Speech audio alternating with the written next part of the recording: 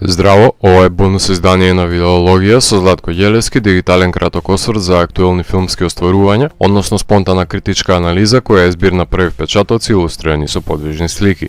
На денешниот репертоар е прегледот на добитниците на Оскарите кои се одржаа на 9 февруари 2020 година.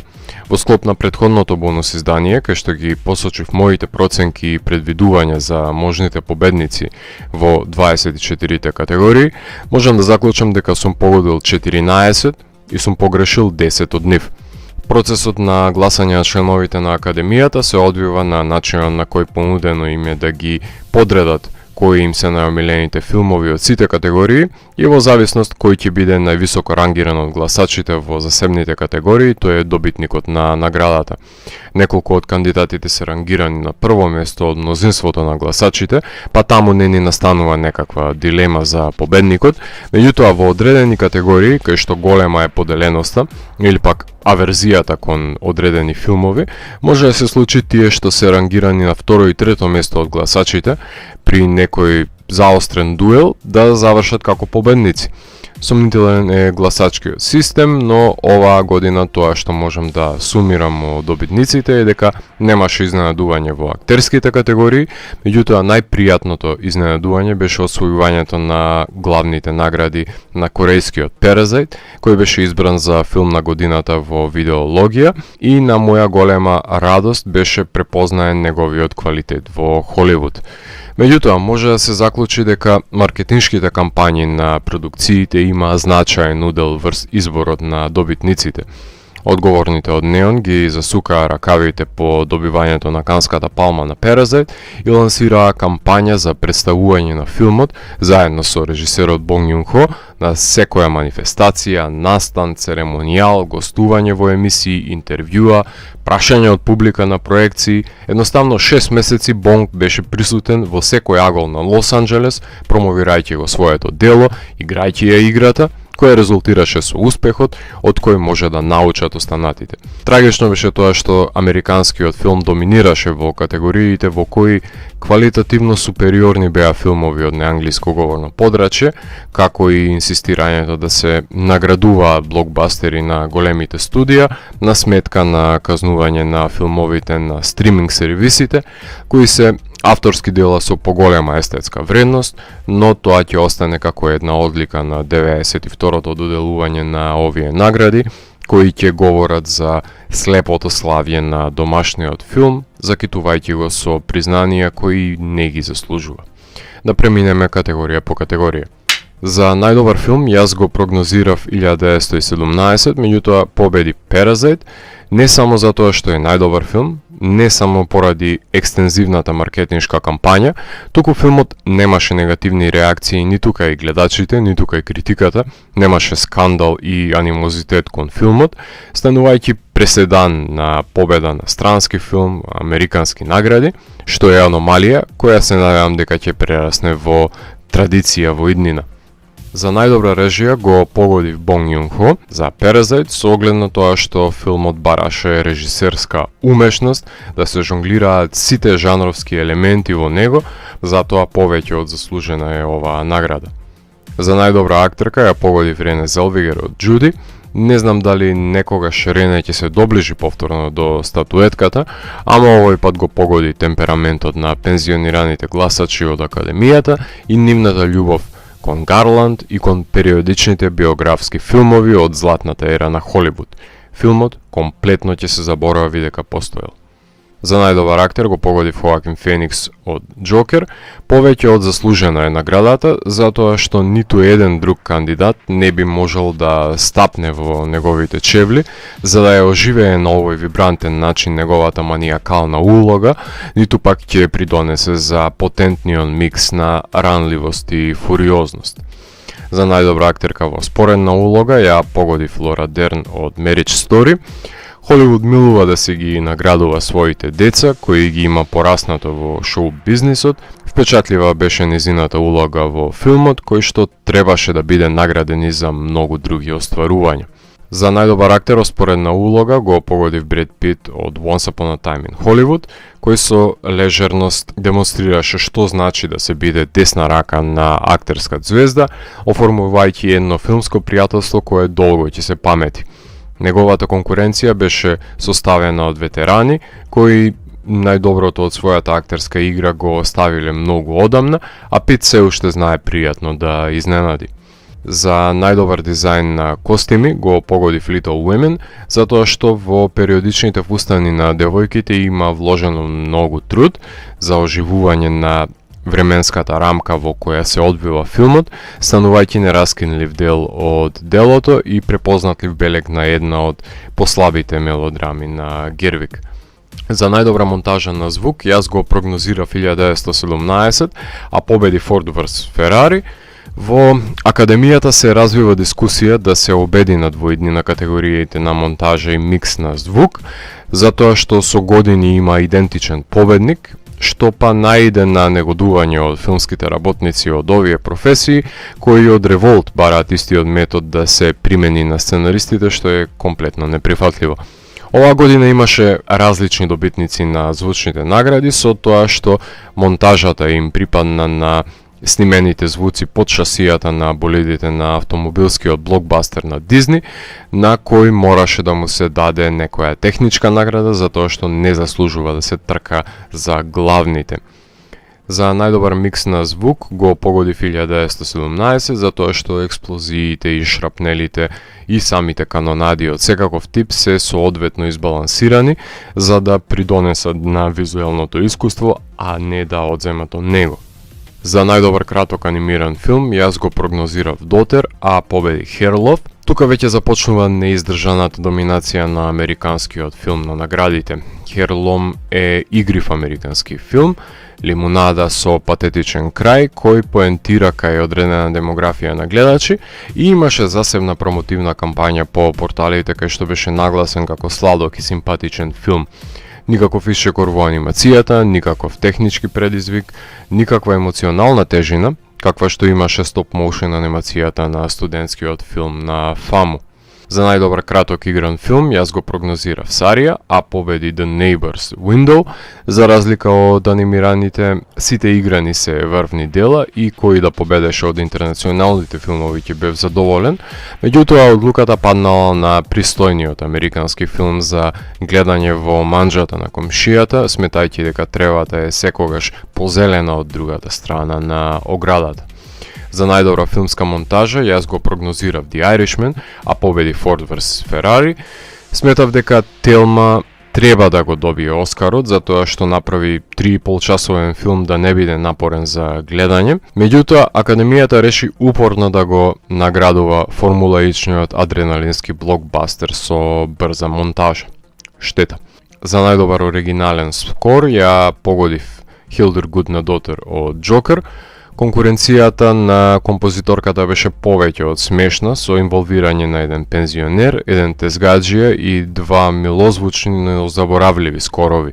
За разлика од нив, Хилдур направи музика која е на раскинливо ткиво од перформансот на главниот актер и од самиот филм го додаде потребниот слој на загадочност што се крие под притаената масовна хистерија која еруптира во епилогот на делото. За најдобар документарен филм јас го прогнозирав Honeyland, но победи American Factory. Се уште си стојам на тврдењето дека Медена земја е формално и содржински супериорно дело за разлика од останатите документарни филмови, а исчекорот кој го направи за вметнување на документарниот филм во играна категорија само го потврдува тоа тврдење.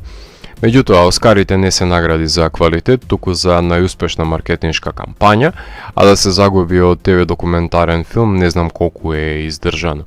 За американскиот филм пишува во Film Plus пред 4 месеци и таму ја напоменав паралелата со кинеските фирми кои се отвораат во малите градови кај нас, кај што се експлоатира очајното население за мизерни плати. Но не е тоа причината зашто филмот ја освои наградата, односно на домашен фронт си победи делото, а беше дистрибуирано ширум светот и веќе 6 месеци има пристап до филмот 160 милиони гледачи на Netflix. За мене беше изненадување како воопшто се номинира овој филм, но очигледно Академијата има некакви информации кои не ми се достапни на мене во поглед на овој филм. За најдобар краток документарен филм, јас го прогнозирав Life Overtakes Me, а победи Learning to Skateboard in Warzone if you are a girl.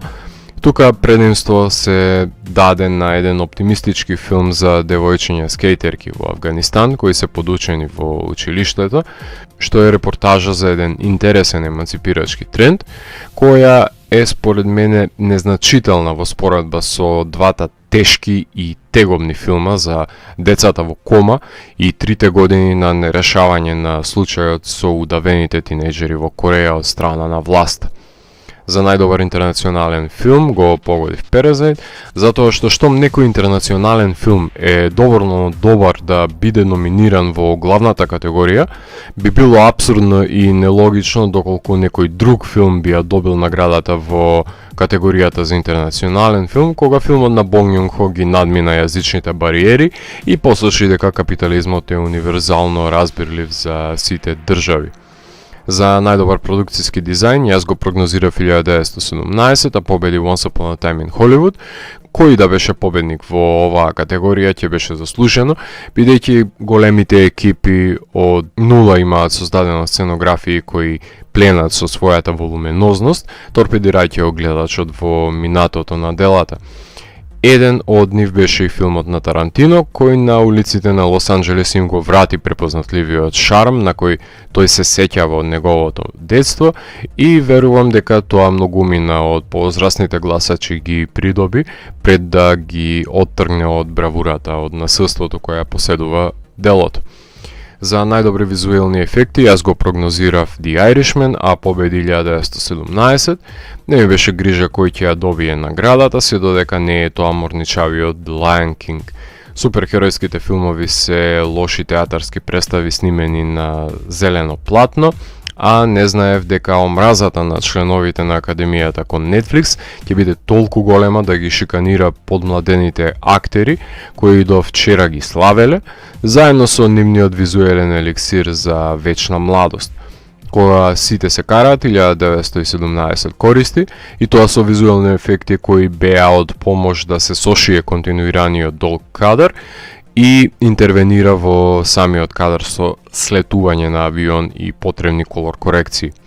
За најдобра кинематографија го погодив Роџер Дикенс за 1917. Тој е најизвиканото име од баграта и човекот имаше речиси невозможна задача за изведување, доколку го немаше буџетот и технологијата да го совлада овој уникатен предизвик на незаприливата камера во воениот Мегдан.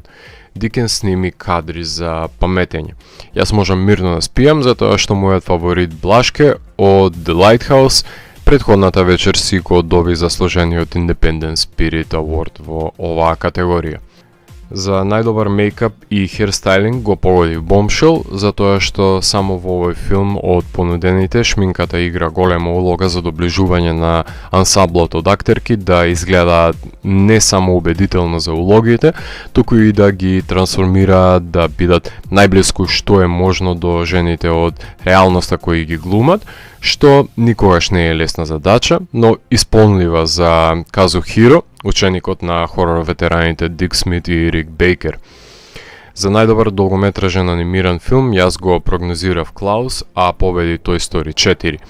Ова е една од најголемите неправди на наградите, да се даде Оскар на четврт дел од филмски серијал кој служи само за збирање пари од киноблагајни, а при тоа да не даде оправдлива уникатна сценаристичка идеја, ниту пак некој исчекор во анимацијата, која ако во минатото направила револуционерен чекор во 3D анимацијата, денес се нема придвижано подалеку од тие чекори пред неколку децении.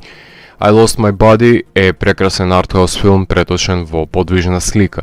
Missing Link е доказ за посветената работа во стоп-моушен анимацијата и градење на кукли и позадини на лајка. Меѓутоа, исчекорот во флуидната 2D анимација и поставувањето на 3D длабочината со сенките и изнаоѓање на уникатна и невидена приказна за Дедо Мраз во еден филм, ако не е доволно за Клаус да се награди, тогаш не знам што е потребно. Да не биде филм на Netflix очигледно. Па за жал ќе мора да се задовола со милиони љубители на филмот на кој им се допана делото, за разлика од гласачите во Академијата, кои тој истори го гласаат, занемарувајќи ги другите филмови во конкуренција.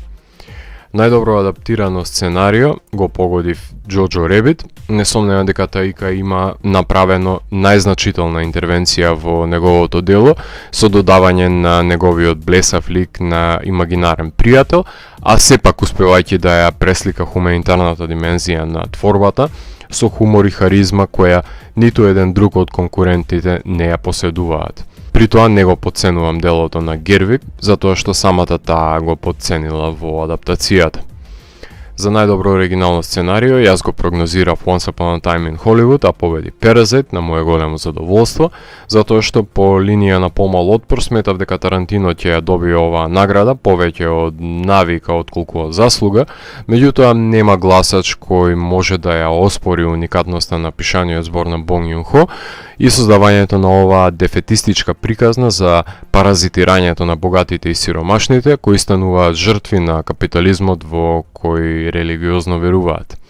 За најдобра оригинална песна ја погодив I'm Gonna Love Me Again од Rocketman. Оваа година Оскарите ги има не само најлошите, туку и најневпечатливите филмски песни кои сум ги погледнал и слушнал. Како да гледав реприза на некои Оскари од 2000-тите, сомлитави и непривлечни за уво балади, кои најмалку има срце во нив. Во оваа категорија Академијата многу треба да се помачи да најде интерпретатори за идната година, затоа што со овој подпросечен избор се грдае текот на манифестацијата, а тоа одбива гледачи, паѓа рейтингот и ред други несакани домино фактори, се разбира, доколку децидно се одлучни да го задржат приматот на културолошки феномен кој ги наградува и репертуарските филмови за широката публика и авторските филмови за љубителите на високата филмска естетика, Академијата треба да се потруди да звучи многу подобро во иднина. Доколку ви се допадна бонус изданието на дигиталната архива Видеологија, лајкувајте го видеото, споделете го и следете го каналот, посегнете и постанатите рецензии на виртуелната полица. Благодарам за вниманието. Поздрав!